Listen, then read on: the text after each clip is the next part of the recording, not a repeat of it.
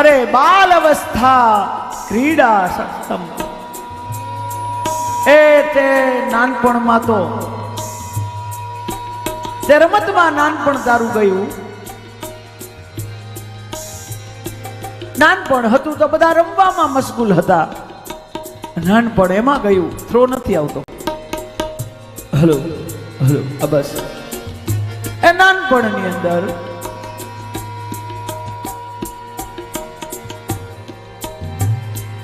તરુણી અવસ્થા, હરુણી રક્ત, યુવાન થયા, કામ વાસના ઉપાસનામાં, ઉપાસના છૂટી ગઈ કામ વાસનામાં, અને વૃદ્ધો યાતિ, ગઢપણમાં ચિંતા, ગઢપણની અંદર ચિંતા. તો હવે પરે બ્રહ્મણે હવે ભગવાનનું ભજન નહીં કરતો ક્યારે કરીશ? અને જો આજ કરવાનું હોય, આજ કરવાનું હોય, અને આમાં જ વાસનામાં વાસનામાં એ જીવ જતો હોય તો શું થશે? પુનરપી જનનમ પુનરપી મરણમ પુનરપી જનની જઠરે શયનમ પુનરપી જનનમ પુનરપી મરણમ પુનરપી જનની જઠરે શયનમ. ઇહ સંસારે બહુ દુસ્તારે કૃપયા પારે પાહી મુરારે. સંસારે ખરદસારે કૃપયા પારે પાહી મુરારે.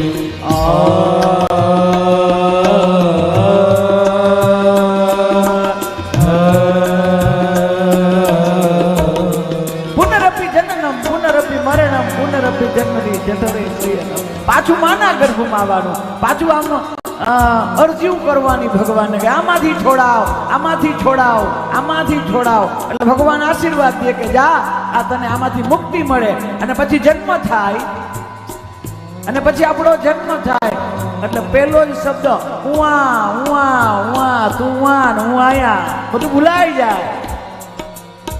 અને પછી વળી આજ આપણી કર્મ ચાલુ રહે. પુનરપી જનનમ પુનરપી મરણમ પુનરપી જનની જઠરે શયનમ. એટલે પાછું આમ વારંવાર માના ગર્ભમાં આવવાનું. તો ભજ ગોવિંદમ ભજ ગોવિંદમ. હે મૂર્ખ, હવે તો ગોવિંદ ભજ. અને દરેક વખતે પછી મનુષ્યનો દેહ મળશે એ જરૂરી નથી. અડધી જિંદગી આપણે કેમાં કાઢી? વયસી ગતે કહ કા વિકાર સુસ્કે નીરે કહ કા સાર સુસ્કે નીરે કહ કા સાર સુસ્કે નીરે કહ કા સાર. નષ્ટે દ્રવ્યે કહ પરિવાર જ્ઞાત્વે તત્વે કહ સંસાર.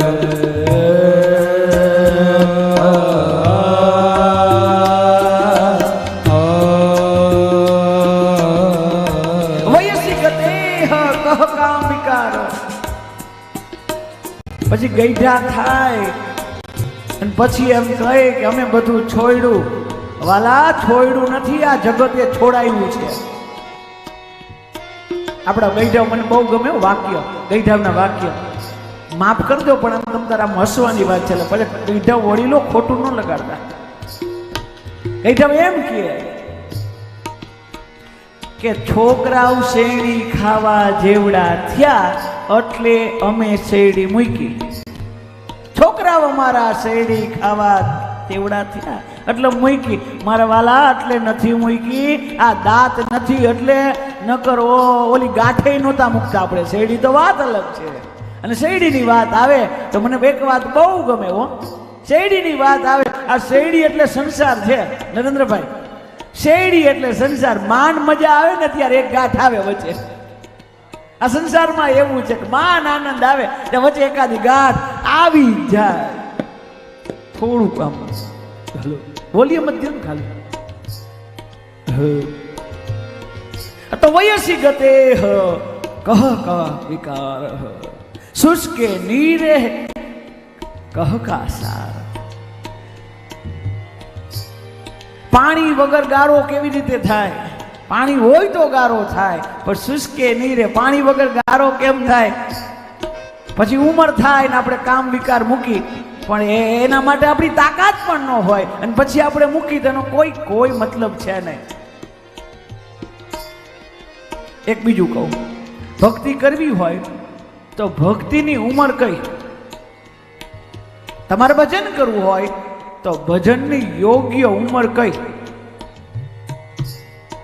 આપણે કઈ વિચારી ખબર છે? ગઈઠા થાશું પછી ભક્તિ. કઈ વાંધો નહીં. આ ફૂલ ચડાવ્યું આપણે ભગવાનને, તો આ ખીલેલું હતું એટલે ચડાવ્યું, અને આ કદાચ કરમાઈ જાય પછી ચડાવાય. સમજાઈ ગયું ને? એમ આ યુવાની છે ને, એ ખીલેલું ફૂલ છે મારા વાલા, એ ભગવાનને અર્પણ કરવાનું. કરમાઈ જાય ને એ ભગવાનને અર્પણ ન થાય મારા વાલા, એને પછી તો પછી પધરાવી દેવાનું હોય. એમ ખીલેલું ફૂલ હોય, સુગંધ આવતી હોય મારા વાલા, એ ત્યારે એ સમયે ભક્તિ કરવાનો યોગ્ય ઉમય. જ્યારે સુગંધ આવે, જીવનમાંથી સુગંધ આવતી હોય, નાની ઉંમરમાં ભક્તિ કરવાની.